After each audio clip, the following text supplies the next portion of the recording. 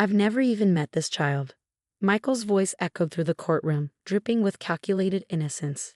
She's completely making this up, Your Honor. I sat there, my hands steady as I held the weathered school yearbook in my lap, watching my ex-husband perform his carefully rehearsed act. The same man who'd attended every father-daughter dance for 6 years was now claiming our Emma didn't exist. My name is Alexandra Winter, and at 35, I never imagined I'd be sitting in a courtroom proving my daughter's existence to her own father. But life has a way of surprising you, especially when you're dealing with someone desperate enough to deny their own flesh and blood to avoid paying child support. Your Honor, Michael continued, his voice smooth as silk, I left the marriage 7 years ago. If there was a child, why am I just hearing about this now? He spread his hands wide, the picture of bewilderment. The expensive suit he wore, probably bought by his new 20-something girlfriend, was a far cry from the t-shirts he used to wear to Emma's soccer games. I caught my lawyer, Diana Martinez, giving me a subtle nod. We prepared for this moment, anticipated Michael's performance. The past 3 months had been a masterclass in his deception, ever since he'd decided that acknowledging Emma's existence would interfere with his new life. Mrs. Winter, Judge Thompson turned to me, her expression neutral. These are serious allegations. Mr. Sullivan claims he has no knowledge of this child, yet you're seeking 7 years of back child support. Yes, Your Honor, I replied, my voice clear and firm. And I can prove not only that Michael knows about Emma, but that he was an active part of her life until 6 months ago. Michael's lawyer shifted uncomfortably. They hadn't expected evidence. They counted on it being my word against his, banking on the fact that Michael had managed to keep Emma off his social media, had never listed her on his tax returns, and had paid for everything in cash to avoid a paper trail. Approach the bench, Judge Thompson instructed. I stood, the yearbook heavy in my hands. Each step felt deliberate, meaningful. This wasn't just about the money, it was about making sure Emma knew the truth, that she had proof of who her father really was. I opened the yearbook to the first marked page. This is from Emma's first grade year, I said, pointing to a photo of the father-daughter dance. There was Michael beaming in a blue button-down shirt, holding 6-year-old Emma's hands as they twirled on the dance floor. He never missed a single dance. Michael's face drained of color. He'd forgotten about the yearbooks, hadn't he?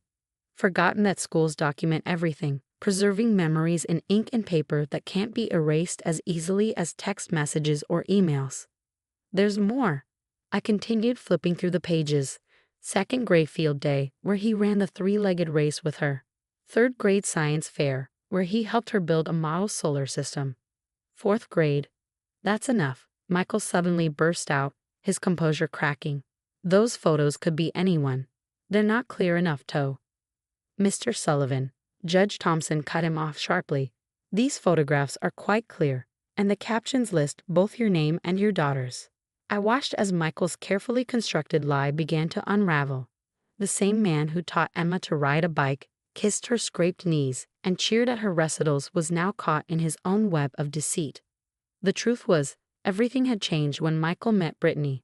She was 23, worked at his gym, and apparently didn't want to date a man with a 12-year-old daughter.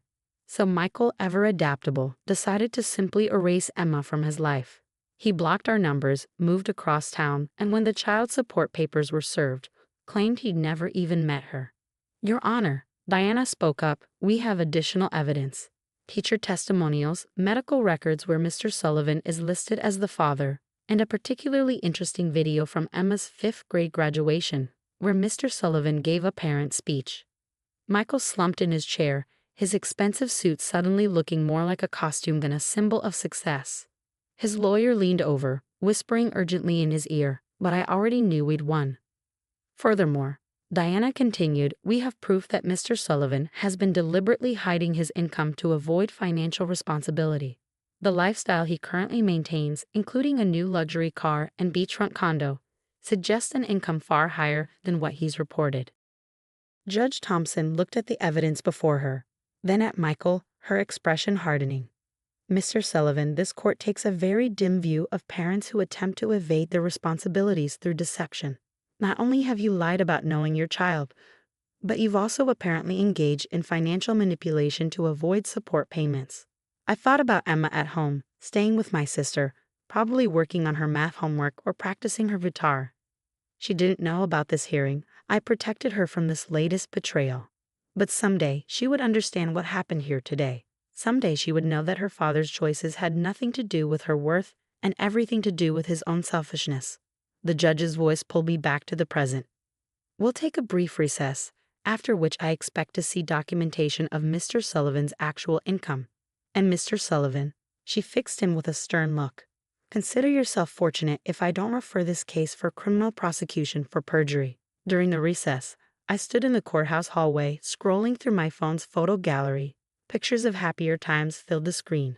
Michael teaching Emma to swim, family camping trips, birthday celebrations.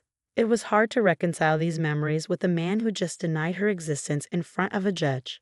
Diana approached, her heels clicking against the marble floor. He wants to talk, she said, her expression cautious. His lawyer suggests we might reach a settlement.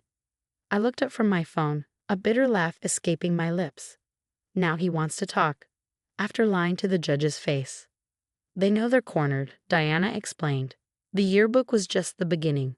Once we present the financial evidence, she trailed off meaningfully. I nodded, understanding what she wasn't saying. The past 3 months of investigation had uncovered more than just photos and school records. We'd found a carefully constructed web of hidden bank accounts, cash transactions, and deliberately underreported income. Ms. Winter. Michael's lawyer approached, looking uncomfortable in his expensive suit. My client would like a word. In private. I glanced at Diana, who gave a slight nod. I'll be right outside, she assured me. Following the lawyer into a small conference room, I found Michael sitting there, his earlier confidence completely deflated. He looked older somehow, the weight of his lies finally showing on his face. Alex, he started, using my old nickname like we were still friends. We need to end this. Funny. I replied, keeping my voice steady. That's exactly what I thought when I filed for child support. Instead, you decided to pretend our daughter doesn't exist. He flinched. You don't understand. Brittany, your girlfriend? I cut him off. The one who's barely older than the babysitter we used to hire for Emma. She's my fiancée now, he corrected, as if that somehow made everything better. And she didn't want complications. Complications? The word tasted like acid. That's what you're calling Emma now. Michael ran his hands through his hair, a gesture so familiar it hurt. I'll pay the support, he said finally, whatever amount you're asking. Just don't show the rest of what you found. Please. I thought about the evidence Deanna had gathered, the offshore account where he'd been hiding his real estate commission money, the cash deposits that conveniently never appeared on his tax returns, the fake business he'd set up in his brother's name to channel funds away from his official income. You know what's funny, Michael? I said, leaning back in my chair. I never cared about the money. All these years, Emma and I were fine on my teacher's salary. What hurts is that you didn't just abandon us. You tried to erase us. I never meant, he started. You never meant what? I interrupted. To get caught. To have to explain to your young fiancé that you have a 12-year-old daughter. To face consequences for once in your life. The door opened and Diana poked her head in. They're calling us back. Standing up, I smoothed my skirt and gathered my composure. The judge needs to see everything, Michael. Not just for the money, but because Emma deserves to have the truth on record. She deserves to know none of this was her fault. Back in the courtroom, Diana methodically presented the financial evidence. Bank statements, property records, and business documents flashed across the presentation screen. With each new revelation, Michael seemed to shrink further into his chair. Your Honor, Diana concluded, Mr. Sullivan's claimed annual income of $45,000 is a fiction. Our evidence shows his actual earnings exceed $300,000 per year, carefully hidden through various means to avoid financial responsibility. Judge Thompson's expression grew sterner with each document. Mr. Sullivan, she addressed Michael directly, would you care to explain why you reported less than a sixth of your actual income? Michael's lawyer whispered something in his ear, but he just shook his head, defeated. And would you care to explain this? Diana continued, pulling up a series of text messages on the screen. Messages between Michael and his brother, joking about the fake business they'd set up. Messages that made it clear this wasn't just negligence. It was deliberate fraud. I watched as the last of Michael's carefully constructed facade crumbled. The same man who'd once promised to always protect our daughter had spent months orchestrating an elaborate scheme to deny her very existence. In light of this evidence, Judge Thompson's voice cut through the tension. This court finds Mr. Sullivan's actions not only reprehensible but potentially criminal. I am ordering immediate wage garnishment for all back child support, calculated based on his actual income. Furthermore, I am referring this case to the District Attorney's Office for review of possible criminal charges related to perjury and financial fraud. Michael's new fiancée, who'd been sitting quietly in the back of the courtroom, stood up and walked out. I wondered if she was finally seeing the real Michael, not the successful, carefree man he pretended to be, but the one who could deny his own child to maintain that illusion. As we left the courthouse, Diana touched my arm. "You did the right thing," she said softly. "Some truths need to come to light, no matter how uncomfortable." I thought about Emma, about the conversation we would need to have. She was old enough to understand what had happened, old enough to know that sometimes people we love can disappoint us deeply. But she was also strong enough to survive it. She was my daughter after all. That evening, I sat with Emma on our back porch, the same spot where she used to wait for Michael to come home from work. She was strumming her guitar, the one he'd given her for her 11th birthday, just months before he disappeared from our lives. "Mom," she said, setting the guitar aside. "Something happened today, didn't it? Aunt Sarah was acting weird when she picked me up from school." I took a deep breath. I promised myself I'd always be honest with Emma, even when the truth hurt. "Yes, honey. There was a court hearing today. About your dad." Her fingers traced the pattern on her guitar strap. "Did he really tell everyone I wasn't real?" My heart clenched. Of course she knew. Kids at school probably talked. Small towns have a way of making sure everyone knows everything. "Yes," I said softly, "but we proved he was lying." "With the yearbooks?" she asked, surprising me. "I saw you packing them in your car last night." I nodded. "Those and other things." The judge made sure everyone knew the truth. Emma was quiet for a moment, processing. "Is that why he left? Because he didn't want me anymore?" "No, sweetheart." I pulled her close. "He left because he's weak, because he cared more about looking good to his new girlfriend than being honest about who he is. That's not your fault. It's his failure, not yours."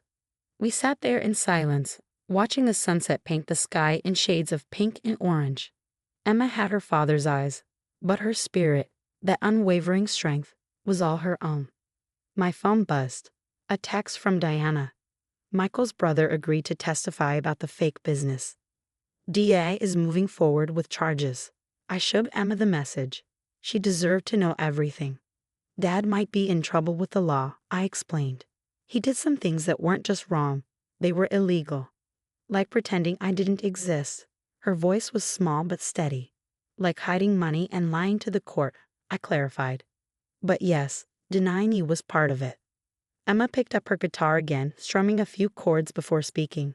"You know what's weird, Mom? I'm kind of glad." "Glad?" "Yeah," she continued, "because now I know for sure it wasn't in my head. All those times he promised to come to my recitals and didn't show up. All those texts he didn't answer. He was really doing it on purpose. I'm not crazy for feeling hurt." I marveled at my daughter's wisdom. At 12, she understood something had taken me years to learn. Sometimes knowing the harsh truth is better than living with uncertain hope. The next few weeks brought changes. Michael's fiancée called off their engagement after learning about his deception. His real estate license was suspended pending investigation. The DA's office moved forward with fraud charges. But the biggest change was in Emma. She started talking more in her therapy sessions, joined the school band, and even signed up for a summer science camp she'd been hesitant about before. "You seem happier," I observed one morning as she practiced her guitar. "I am," she said. "I'm not waiting anymore for Dad to notice me or love me or whatever. I'm just living."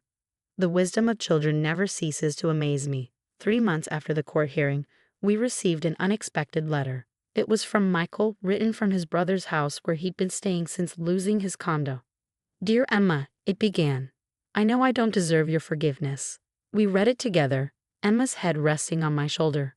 The letter was full of excuses thinly disguised as apologies, talks of changes he promised to make, mentions of time he wanted to spend together once things settled down. "What do you want to do?" I asked her after we finished reading. Emma thought for a moment, then walked to her desk and pulled out a sheet of paper. In her neat handwriting, she wrote, Asterisk, dear Dad, I exist. I've always existed. I'm not waiting anymore. Emma asterisk. She sealed it in an envelope and handed it to me. Can you nail this? I hugged her tight, this beautiful, strong girl who'd learned too young that sometimes the people who should love us the most can hurt us the deepest. That night, as I tucked Emma into bed, she asked, Mom, are you glad the truth came out?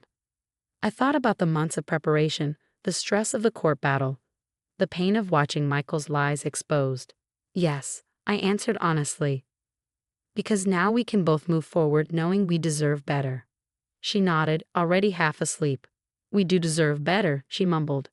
And we have better. We have us. Sitting there, watching my daughter drift off to sleep, I realized she was right. Sometimes the happy ending isn't about winning court battles or exposing lies. Sometimes it's about finding the strength to stand in your truth, to know your worth, and to choose yourself, even when others don't choose you.